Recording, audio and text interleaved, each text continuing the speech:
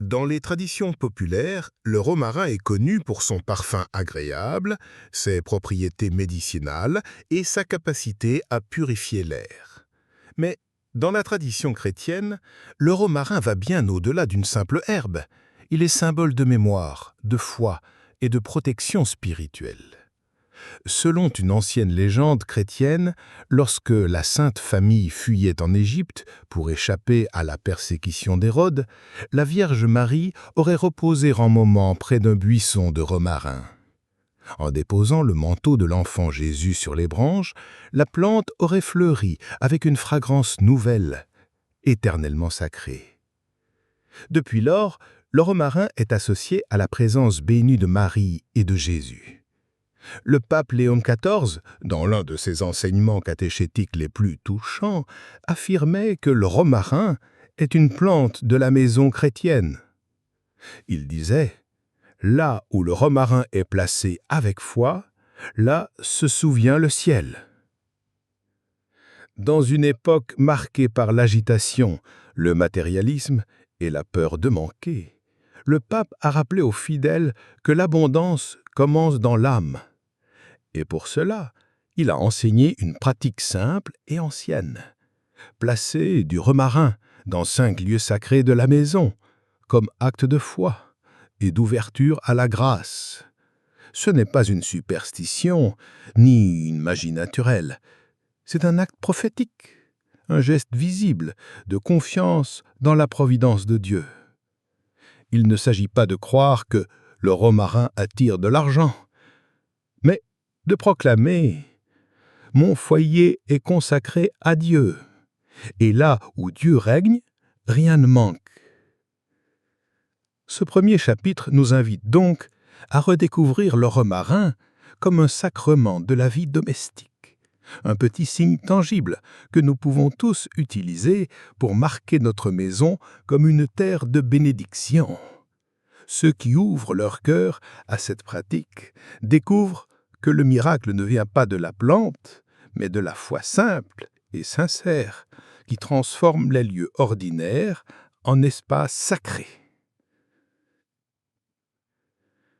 Dans l'enseignement du pape Léon XIV, le choix de 5 endroits spécifiques pour placer des branches de romarin dans la maison ne relève pas du hasard ou de l'ornementation.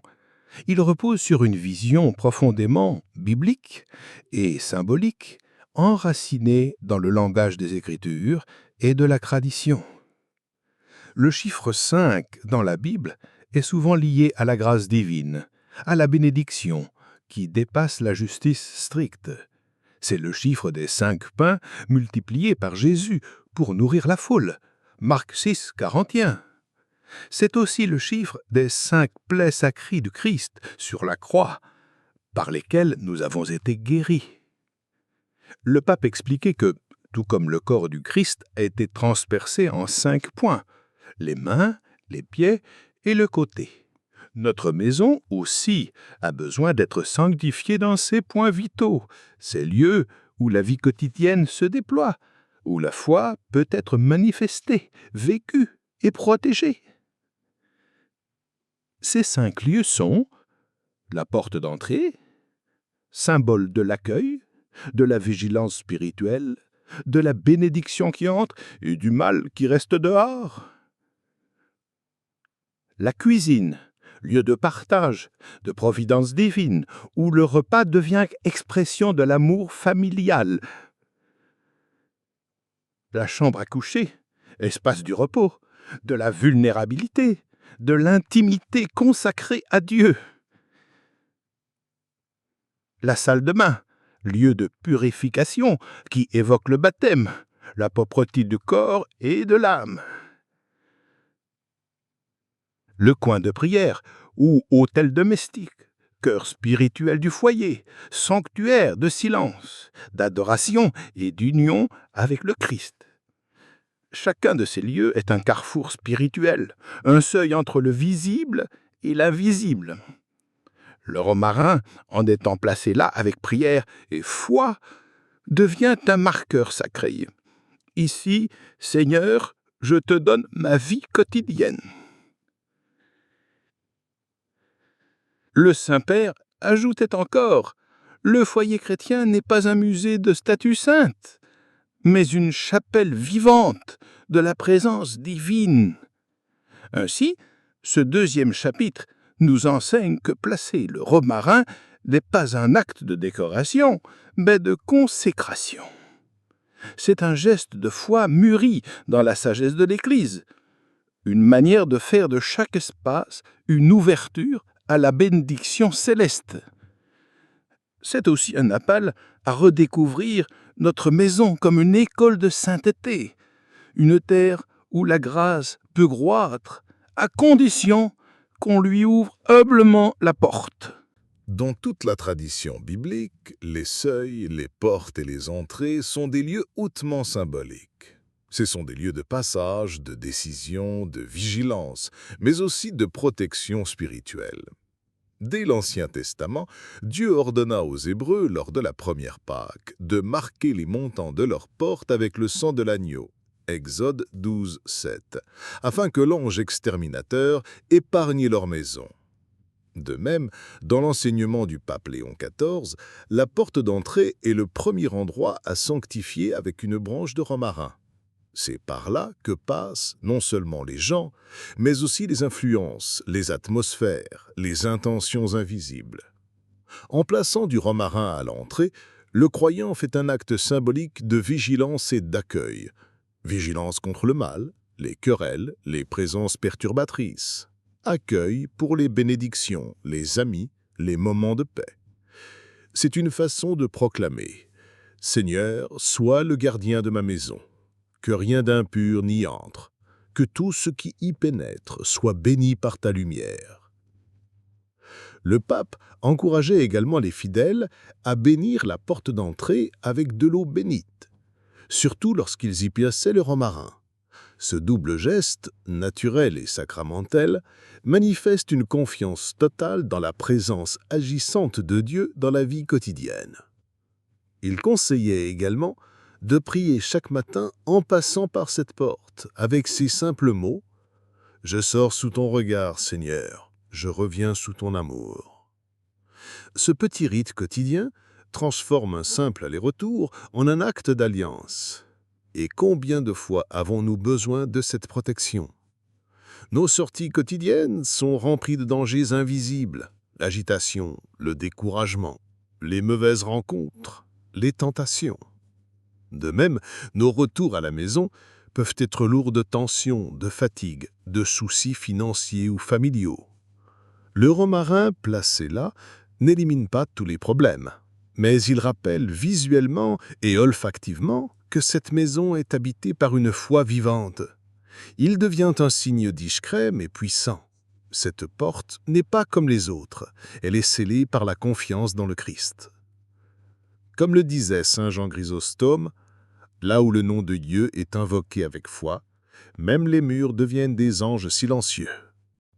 La cuisine est bien plus qu'un lieu de préparation des repas. Dans la tradition chrétienne, elle est souvent perçue comme le cœur vivant du foyer, le lieu où l'on se manifeste de manière concrète la providence de Dieu. C'est là que l'on transforme les dons de la création en nourriture, que l'on partage, que l'on nourrit et que l'on console. Le pape Léon XIV insistait sur cette réalité.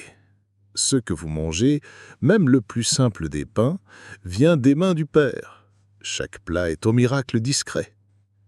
C'est pourquoi le deuxième lieu recommandé pour placer une branche de romarin est précisément la cuisine.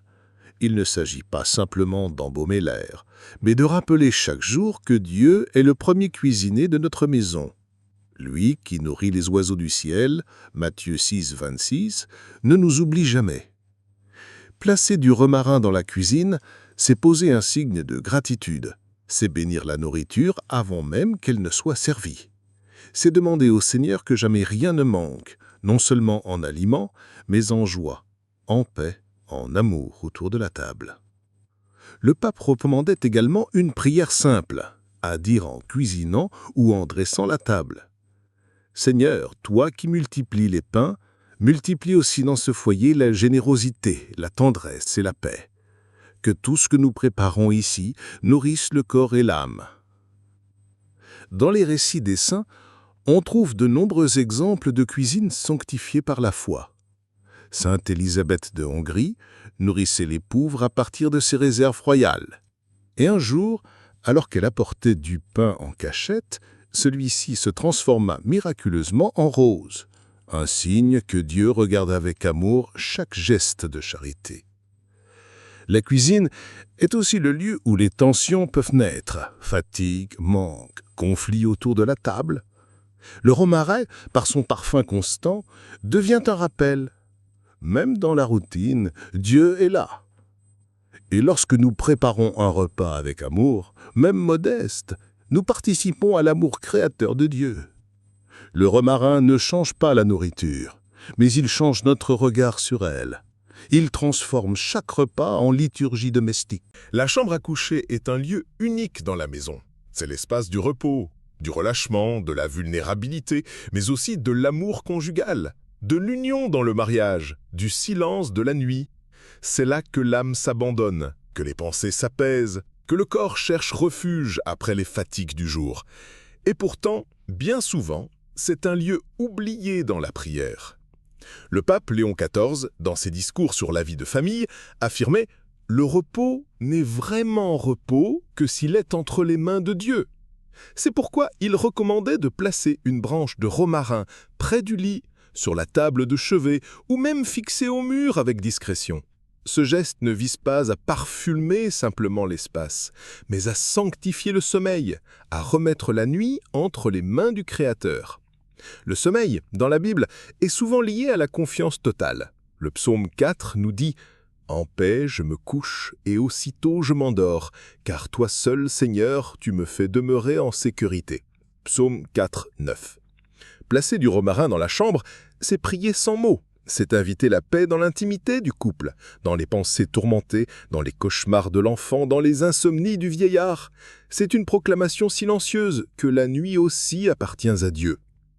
Le pape rappelait aussi que la chambre à coucher est le lieu du sacrement du mariage. C'est dans cette pièce que l'union des époux se vit au quotidien, dans la tendresse, le pardon, le dialogue, parfois dans les larmes aussi.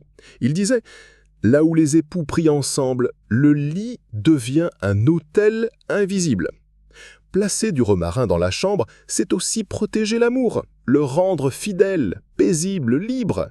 C'est demander à Dieu que ce lieu ne soit jamais profané par l'adultère, la violence, le mépris ou l'indifférence. Même pour ceux qui vivent seuls, ce geste a une signification profonde. Il rappelle que le Christ est l'époux de chaque âme fidèle, que nul ne dort jamais seul s'il dort dans la confiance. Avant de dormir, le pape conseillait une courte prière. « Seigneur, je te rends mon souffle, mon corps et mes pensées. Que cette nuit soit tienne. Donne-moi ton repos et réveille-moi à ton amour. » Parmi les 5 lieux recommandés par le pape Léon XIV pour recevoir une branche de romarin, la salle de bain peut sembler surprenante. Pourquoi un endroit aussi banal, intime, parfois négligé dans notre spiritualité ? C'est justement pour cela que le Saint-Père l'a inclus, parce que Dieu veut être présent dans chaque dimension de notre vie, même les plus simples, les plus humaines, les plus silencieuses. Dans la salle de bain, nous nous lavons, nous nous purifions, nous nous regardons, souvent avec nos fatigues, nos blessures, nos fragilités physiques. C'est un lieu de vulnérabilité et de vérité, où rien ne peut être caché. Et c'est aussi un lieu d'attention à soi, de soins, d'hygiène, parfois même de larmes versées en secret.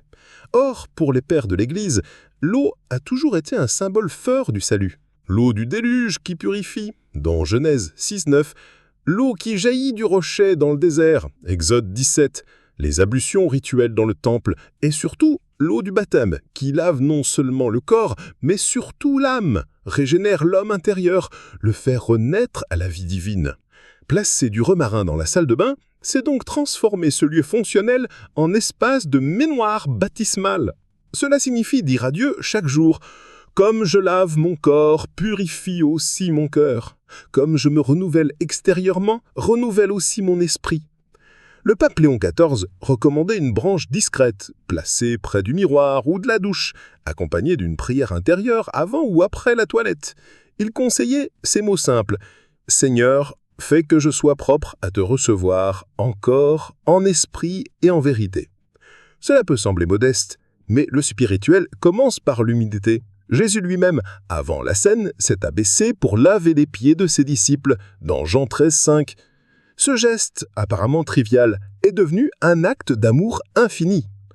Dans notre monde où le corps est parfois idolâtré ou rejeté, le chrétien est appelé à réconcilier le corps et l'âme.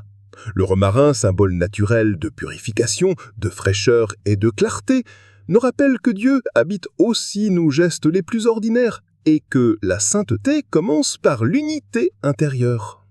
Le 5e et dernier lieu recommandé par le pape Léon XIV pour y placer une branche de romarin est le coin de prière, aussi appelé l'autel domestique. Il ne s'agit pas d'un espace imposant ou réservé à des religieux. C'est simplement un lieu choisi dans la maison où Dieu est honoré quotidiennement, même dans la simplicité. Ce coin peut être une petite table avec une Bible, un crucifix, une image de la Vierge, une bougie, un chapet, peu importe sa taille ou sa décoration. Ce qui compte, c'est qu'il soit un point fixe dans le tourbillon de la vie, un lieu vers lequel le regard et le cœur reviennent sans cesse. Placer du romarin dans ce lieu n'est pas ornemental, c'est offrir à Dieu ce que la création a de plus humble, un symbole de vie et de mémoire, pour sanctifier notre offrande quotidienne de prière. Le pape Léon XIV disait « La maison chrétienne qui prie est plus forte que la maison fortifiée. Le mal craint le silence habité. » Dans une époque dominée par les écrans, le bruit, la précipitation, il devient vital pour la santé de l'âme d'avoir un espace de retrait intérieur. Le coin prière est un petit désert dans notre maison, un lieu pour écouter Dieu. Le romarin, par son parfum léger, invite au recueillement. Il annonce « Ici on parle à Dieu, ici on écoute sa voix ». Le pape suggérait de renouveler régulièrement cette branche de romarin, comme un geste rituel, au début de chaque mois ou lors des grandes fêtes liturgiques, Noël, Pâques, Pentecôte. Ce renouvellement rappelle que notre foi aussi a besoin d'être rafraîchie, ranimée, ravivée. Il conseillait également que ce coin soit utilisé non seulement pour la prière individuelle, mais pour la prière familiale, réciter à notre Père ensemble, bénir les enfants, lire un passage de l'Évangile du jour. Et si quelqu'un vit seul, que ce coin soit un lieu de dialogue profond entre l'âme et Dieu, un refuge sûr dans les tempêtes, un phare dans les nuits de doute. Le romarin, dans ce contexte, devient une offrande végétale, un petit encens silencieux, une manière de dire à Dieu « Je veux que tu sois au centre de ma maison, et non dans ses marges ». Le mot romarin vient du latin rosmarinus, qui signifie littéralement « rosée de la mer ». Mais dans la tradition chrétienne, il est également associé à la mémoire sacrée. En effet, depuis des siècles, on utilise cette plante lors des enterrements, des messes votives ou encore dans les maisons pour se souvenir des absents, des ancêtres et surtout des bénédictions reçues. Le pape Léon XIV disait avec force « Celui qui oublie les grâces passées ferme la porte aux grâces futures ». Dans un monde obsédé par la nouveauté, nous oublions souvent tout ce que Dieu a déjà fait pour nous, les prières exaucées, les épreuves traversées, les petits miracles du quotidien. Le romarin, par son parfum discret et persistant, devient un rappel constant de ces moments où le ciel s'est ouvert dans notre histoire. C'est pourquoi le Saint-Père enseignait que chaque branche de romarin placée dans la maison devait être associée à une action de grâce spécifique. Par exemple, celle de la porte d'entrée peut rappeler une protection reçue. Celle de la cuisine, un moment de providence. Celle de la chambre, un apaisement après une souffrance. Celle de la salle de bain, une guérison physique ou intérieure. Celle du coivrière, une consolation dans la prière. Ainsi, le romarin devient mémoire vivante du passage de Dieu dans notre maison. Et cela rejoint profondément la spiritualité biblique, car Dieu même ordonne à son peuple « Souviens-toi de tout le chemin que le Seigneur ton Dieu t'a fait faire ». Le peuple juif, et à sa suite l'Église, ne cesse de faire mémoire de l'exode de la manne, de la Pâque, de la croix. Cette mémoire n'est pas de la nostalgie, mais une source de force. Se souvenir, c'est garder la foi vivante. Le pape encourageait aussi à noter ses souvenirs dans un petit carnet spirituel et y associer les lieux et les branches de romarin. Ce geste simple revisible ce qui est souvent oublié, la fidélité de Dieu. Et si le doute vient, si la prière semble stérile, si l'abondance paraît absente, alors il suffit de respirer ce parfum, de toucher ces feuilles bénies et murmurer « Seigneur, tu as été fidèle, tu le seras encore. » Lorsque le pape Léon XIV parlait de miracles financiers ou d'abondance dans la maison, il ne le faisait jamais dans un langage magique ou internecé. Son enseignement était profondément ancré dans la foi chrétienne, dans une vision équilibrée et évangélique des biens matériels. Car, pour l'Église, l'abondance véritable n'est pas l'accumulation, mais la suffisance bénie, c'est-à-dire avoir ce qu'il faut, au bon moment, pour faire le bien. Le romarin, placé dans la maison, dans les 5 lieux sacrés, n'est pas un talisman, mais un acte de foi. Il manifeste à Dieu une disposition intérieure, celle de l'ouverture à sa providence. Et le Seigneur ne laisse jamais une prière sincère sans réponse. Saint Paul écrit aux Corinthiens « Dieu peut vous combler de toutes sortes de grâces, afin que, possédant toujours en toutes choses de quoi satisfaire à tous vos besoins, vous ayez encore du superflu pour toute bonne œuvre. » Cela signifie que l'abondance selon Dieu n'est pas égoïste, mais féconde. Ce n'est pas l'or qui dort dans un coffre, mais le pain qui circule sur la table. C'est la paix dans le foyer, l'unité dans le couple, la joie des enfants, la sérénité dans les dépenses. C'est aussi, parfois, la capacité de survivre au manque avec dignité, car l'abondance divine commence par le contentement intérieur. Le pape Léon XIV appelait cela l'abondance cachée. Il disait « Une maison bénie ne manque pas de l'essentiel, même dans l'épreuve. Une paix surnaturelle l'habite, et cela, nul argent ne peut l'acheter. » Il mettait en garde contre les dérives de certaines prédications modernes qui réduisent Dieu à un distributeur de richesses matérielles. Il rappelait que le vrai miracle, c'est de transformer une maison ordinaire en temple vivant. Et cela, le romarin peut le signifier avec douceur.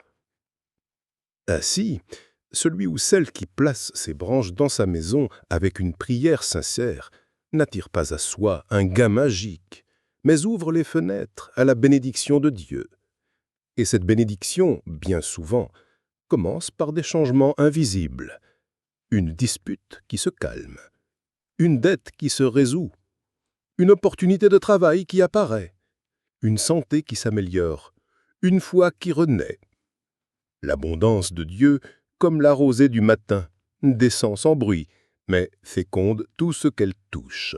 À la fin de cet itinéraire spirituel, à travers les 5 lieux sacrés de la maison, le pape Léon XIV recommandait de sceller cette démarche par une prière solennelle, prononcée seule ou en famille, en tenant une branche de romarin dans les mains.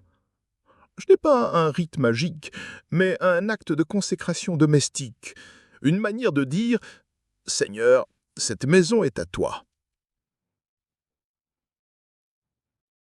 Voici la prière qu'il proposait, à genoux si possible, dans un silence profond, devant le coin prière ou au centre de la maison.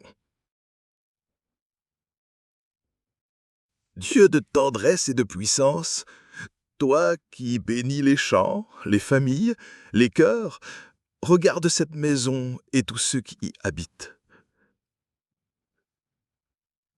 Je te présente ce romarin, fruit de la terre et du soleil, humble plante de mémoire, signe vivant de ta présence.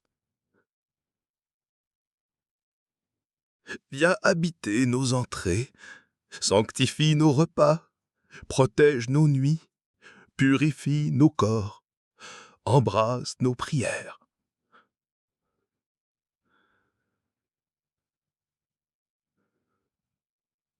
Que cette maison soit pleine de ta paix, libre de toute influence obscure, riche non en or, mais en amour.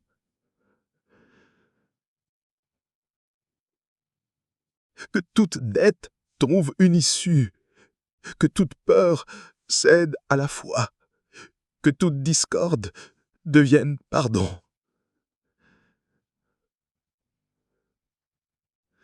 et que cette plante bénie, placée en ton nom, attire ton regard chaque jour, jusqu'à ce que nous soyons réunis dans ta demeure éternelle.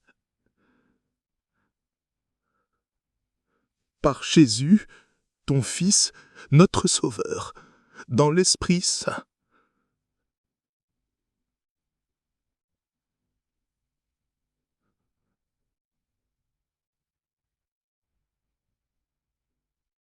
Maintenant et pour les siècles des siècles.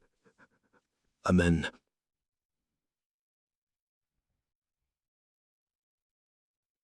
Le pape Léon XIV insistait. Cette prière ne doit pas être récitée mécaniquement, mais offerte avec foi vivante, comme on dépose une attention précieuse entre les mains du Père.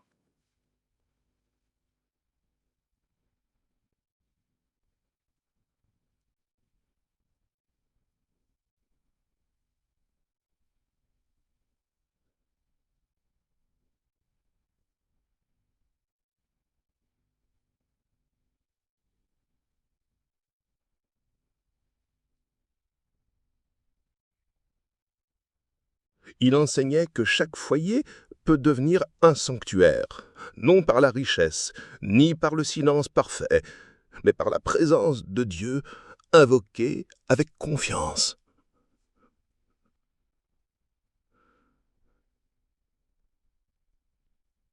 Ainsi, le romarin, humble plante méditerranéenne, devient un canal discret de bénédiction, un pont entre la terre et le ciel, un rappel que Dieu aime habiter au milieu de son peuple. Et désormais, chaque fois que le parfum du romarin se lèvera dans la maison, les murs même sembleront murmurer « Ici, Dieu est honoré. Ici, l'abondance descend. »